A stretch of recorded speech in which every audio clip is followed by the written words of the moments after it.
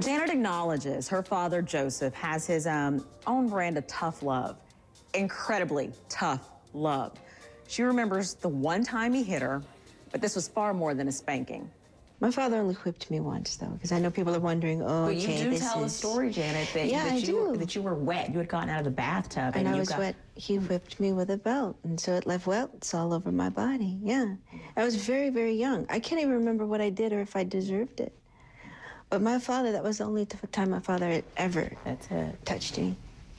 Never again. Well, was it because it made you so terrified that you were on eggshells around him? Quite possibly, because I was really young. But I was, growing up, I was afraid. And, you know, some people feel that their kids should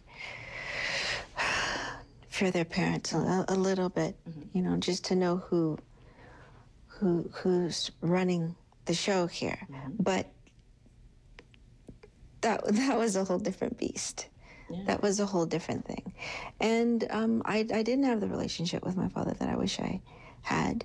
But all those things as a kid, it was wear and tear on me. It was sad for me. It was hard for me. And I would sometimes talk about my father to other members, but that was about it. But it kept a lot of things inside. Once again, all of that, from feeling inadequate, not feeling good enough, to just not having the relationship that you want with your father. All of that, it took its toll. Has your relationship changed? Or it's still... We understand. And I know he loves it.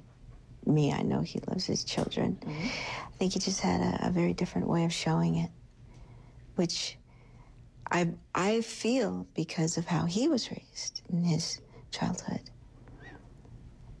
That he did the best he knew how to do. Exactly. He did the best he knew, and I don't think he turned out so shabby. I wouldn't go about it that way, but the end result was on point.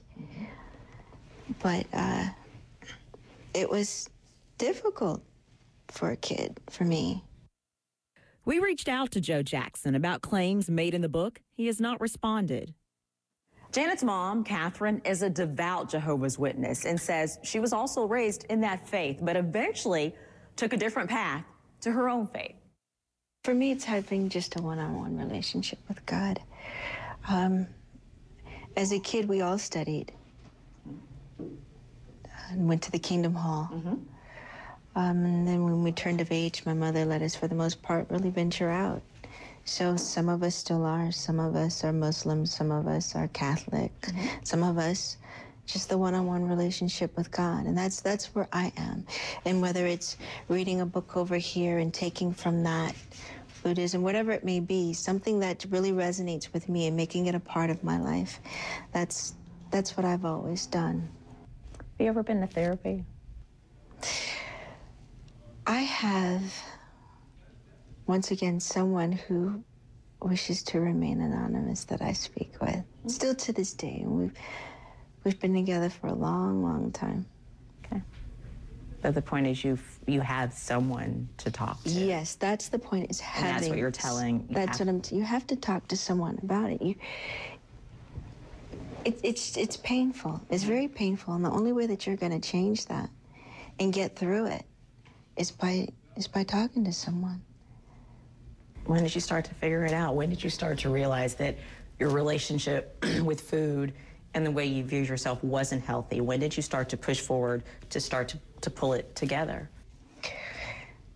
I guess I don't know if I can really exactly give you an age, but when I stopped holding it in, when I started to talk about it, what was going on in my life, my issues, and we addressed that too, and then I began to understand it, and then things began to change for me.